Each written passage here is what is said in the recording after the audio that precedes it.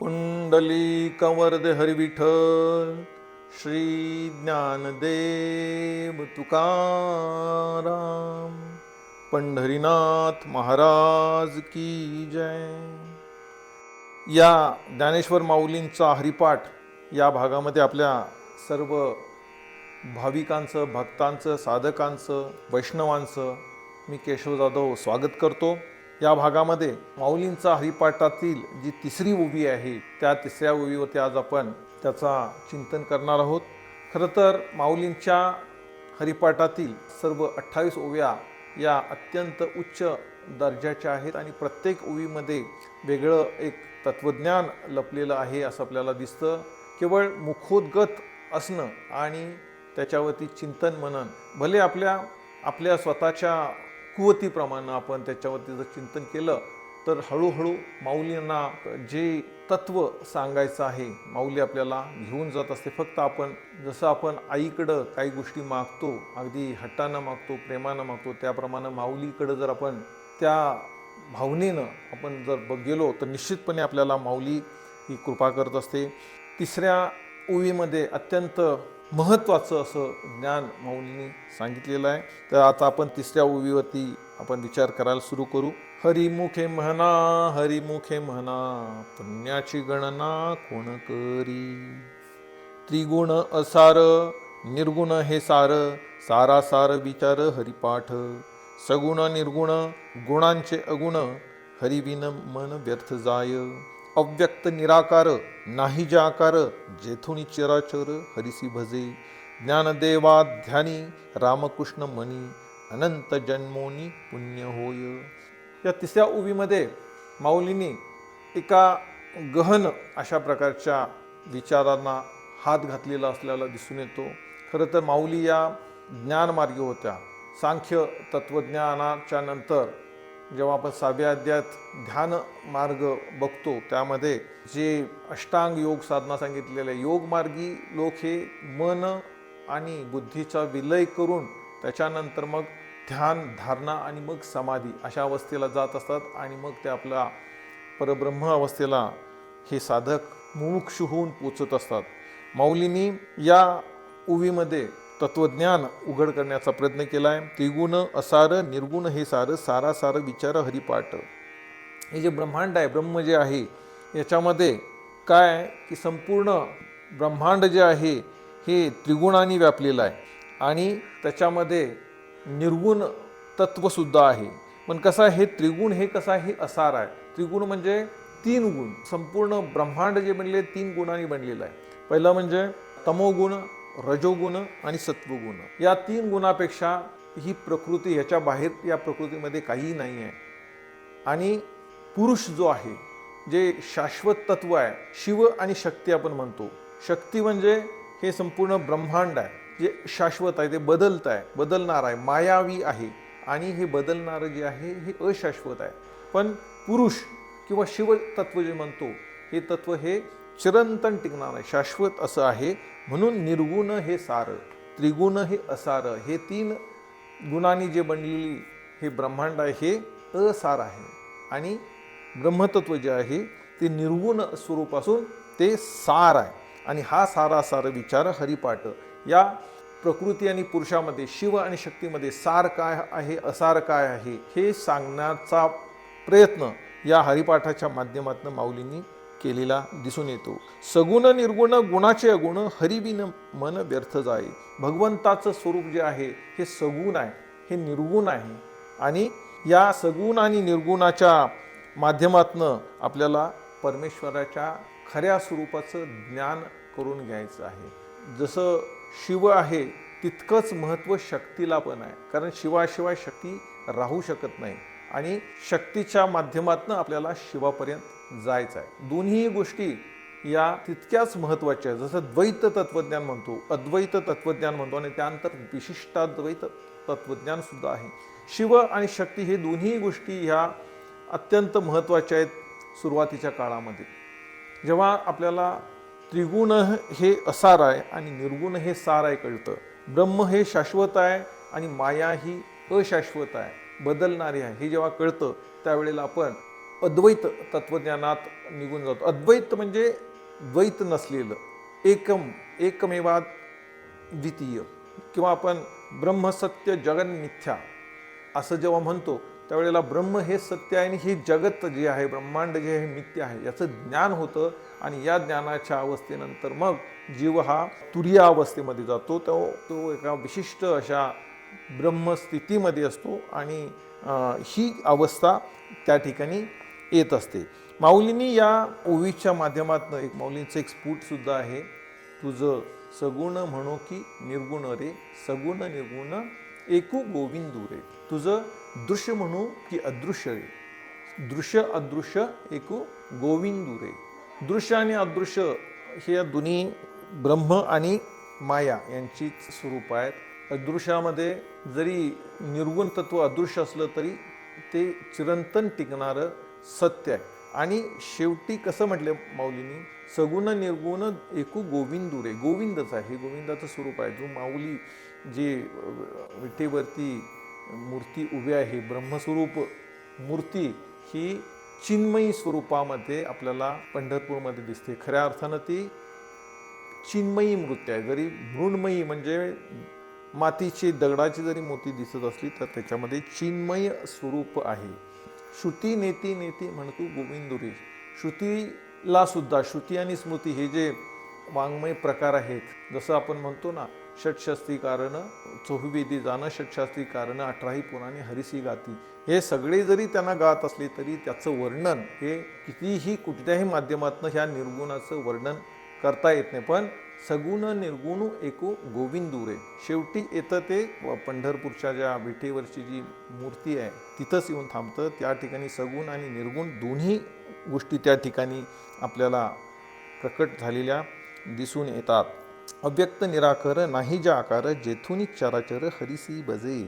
अव्यक्त निराकार नाही ज्या आकार, ज्या परब्रह्माला आकार नाही आहे, जो अव्यक्त होत नाही आहे, जो अव्यक्त आहे, जो निराकार आहे, ज्याला आकार नाही आहे. आणि असं हे तत्व जे आहे, हे तत्व कसं आहे, जेथून चराचराच्या या निर्मिती झालेली, उत्पत्ती झालेली आहे, अशा या ब्रह्मांडाची उत्पत्ती ज्या ठिकाणी होते, हे तत्व आपल्याला विटेवरती उभं राहिलेलं दिसून येतं. आणि त्याला तू भज असं माऊलींनी सांगितलेलं आहे. एका अभंगामध्ये माऊली सांगतायत, ओम तत्सत ऐसे हे बोलणे, तेथने तसे जेतुनी काही प्रकाशे दृश्य जात. माऊली एका अभंगात म्हणतात, ओम तत्सत ऐसे हे बोलणे, तेथने तसे जेतून काही प्रकाशे दृश्य जात.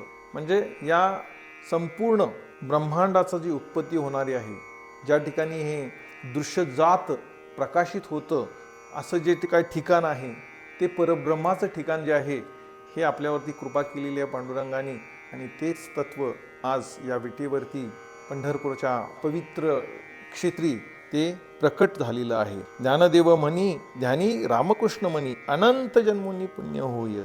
ज्ञानदेव म्हणतात, त्या ज्ञानदेवाच्या ध्यानी राम आणि म्हणी, राम आणि कृष्ण आहे. राम कृष्ण हरी हा जो मंत्र आहे, याचं अखंडपणे त्यांचं नामस्मरण, नाम संकीर्तन या संतांच्या जीवनामध्ये सुरू असतं. आणि हे जेव्हा नाम संकीर्तन भगवंताच्या नामाचं सुरू असतं, त्यावेळेला काय होतं, अनंत जन्मोनी पुण्य होय. अनंत जन्माचं पुण्याचं जर तुम्हाला घडा आपला पुण्याचा भरून घ्यायचा असेल तर तुम्ही राम कृष्ण हे ध्यानी आणि मनी ठेवा, अशा पद्धतीचा उपदेश माऊलींनी सांगितलेला आहे. खरं तर मगाशी आपण बोलल्याप्रमाणे माऊली या योगमार्गी होत्या आणि या योगाच्या माध्यमातून कर्मेंद्रिय, ज्ञानेंद्रिय, त्याच्यानंतर मन आणि बुद्धी यांचा विलय होतो. यांचा एकदा विलय झाला की मग आत्मतत्वाची आपल्याला प्रचिती येते आणि आत्मतत्वाच्याही पलीकडं परब्रह्मतत्वाचं ज्ञान होतं. ध्यान, धारणा आणि समाधी हा योग मार्ग आहे. पण या सगळ्या मार्गांमध्ये वरिष्ठ जे आहे हे म्हणजे नामसंकीर्तन आणि भक्ती मार्ग आहे. कोणत्याही प्रकारचे विशेष आपल्याला या मार्गामध्ये उपाय योजावे लागत नाहीत. कारण योग मार्गाचा जेव्हा आपण विचार करतो त्यावेळेला यम, नियम, आसन, प्राणायाम, प्रत्याहार, ध्यान, धारणा आणि समाधी अशी टप्पे आहेत. यमाचं जेव्हा पालन करायचं असतं, यम म्हणजे 5 तत्व आहेत. अहिंसा, सत्य, अस्तेय, अपरिग्रह आणि ब्रह्मचर्य. आपण काया वाचा मने कोणाही प्राण्याची जीवाची हत्या न करणे. काया वाचे मने याचा अर्थ आपण फिजिकली शारीरिकदृष्ट्या कुणाला दुखवायचं नाही, हा एक भाग झाला. वाचा म्हणजे आपण वाचेनं आपल्या बोलण्यानं कोणताही जीव दुखावला जाऊ नये. बोलण्यामुळे एखादा जीव जर दुखावत असेल तर ती सुद्धा आपल्या धर्मामध्ये हिंसा मानली गेलेली आहे. इतकंच नाही, याच्या पुढे जाऊन मनानं सुद्धा कुठल्याही प्रकारची हिंसा करू नये अशा प्रकारचं आपलं तत्वज्ञान सांगतं. जेव्हा एखाद्या व्यक्तीबद्दल एखाद्या जीवाबद्दल आपल्या मनात वाईट विचार येतात, त्याचं असं हो, तो खड्ड्यात जाओ, त्याचं नुकसान हो, अशा प्रकारचे जेव्हा मनात विचार येतात ती सुद्धा एक प्रकारची हिंसा मानली जाते. काया वाचा मने हिंसा करता येणार नाही. अस्तेय म्हणजे कोणतीही गोष्ट आपण चोरी करून मिळवणं. तुम्ही द्रव्य मिळवणं हे धर्माला मान्य आहे, पण हे द्रव्य मिळवत असताना अस्तेयाचा वापर होणार नाही याची काळजी आपण प्रत्येक साधकानं घेणं गरजेचं आहे. एकदा साधकानं हे मनात बांधलं की मग तो पुढं जाऊन मुमुक्षत्वाला जातो, ज्याला मोक्षाची आस लागते. हे एक प्रकारचं आंतरिक शुद्धता आहे. अस्तेय म्हणजे कोणत्याही प्रकारची चोरी न करता द्रव्यार्जन करणं, हा एक साधनेचाच भाग आहे. पुढं जाऊन अपरिग्रह, कोणत्याही या मिळवलेल्या द्रव्याचा साठपा करून ठेवायचा, आपल्या पिढ्यानपिढीची आपण तरतूद करून ठेवायची, हे धर्माला अपेक्षित नाही. कारण मनुष्य हा सुद्धा एक प्राणी आहे. प्राण्याची नॅचरल टेंडन्सी अशी आहे की प्राण्यानं आपल्या हात पाय आणि शरीराचा वापर करून रोजचं जीवन, रोजचं जेवण, रोजचं खाद्य आणि रोजचं आपलं जीवन, दैनंदिन जीवन हे रोजच्या रोज कमावायचं आणि रोजच्या रोज खायचं, अशा प्रकारची आपली निसर्गानं दिलेली ही यंत्रणा आहे. पण आपण हा मनुष्य प्राणी हा असा प्राणी आहे की तो उद्याची चिंता, परवाची चिंता, पुढच्या वर्षीची चिंता, अनेक वर्षांची चिंता नव्हे अनेक पिढ्यांची चिंता करत द्रव्य अर्जन करतो. खरं तर आपल्याला मिळालेलं देह जीवन याचं जसं ईशावास्य उपनिषदानं सांगितलेलं आहे की आपण येणार आहोत, हे आपलं कारकीर्द ठरलेली आहे. कोणाची 60 वर्ष, 70 वर्ष, 80 वर्ष, 100 वर्ष असो, इतकेच वर्ष आपण जगणार आहोत. आपले शेवटचा श्वास जेव्हा आपण आत घेतो आणि तो शेवटचा श्वास आत घेतलेला जेव्हा बाहेर सोडला जातो, त्यानंतर पुढचा श्वास आत येत नाही, त्यावेळेला आपण आपलं अस्तित्व, भौतिक अस्तित्व, प्रकृतीतलं अस्तित्व, मायेतलं अस्तित्व त्या ठिकाणी संपलेलं असतं. आपला देह जो आहे पंचमहाभूतात्मक देह आहे, त्याची जाणीव होते. चैतन्य पुरुष जो असतो, ब्रह्मतत्व जे असतं ते निघून गेलेलं असतं आणि त्यावेळेला ती व्यक्ती ही व्यक्ती राहत नाही, ती बॉडी होती. जेव्हा शेवटचा श्वास निघून गेलेला असतो त्यावेळेला आपण त्या माणसाकडं तो माणूस म्हणून बघत नाही. हा केशव जाधव आहे असं म्हटलं जात नाही, ही बॉडी आहे म्हणतात आणि ह्या बॉडीला हलवा असं म्हणतात. कारण थोडा वेळ झाला तर त्या बॉडीला वास यायला सुरू होतो आणि त्यावेळेला तुमच्या अत्यंत जवळचे आप्तेष्ट असतील, मित्रमंडळी असतील, अगदी बायका मुलंसुद्धा असतील, आई वडील असतील, भाऊ असतील, ते म्हणतात ह्याला पहिला उचला आणि मसणवाट्यात न्या, तिची पुढची विधी करा, संपून टाका.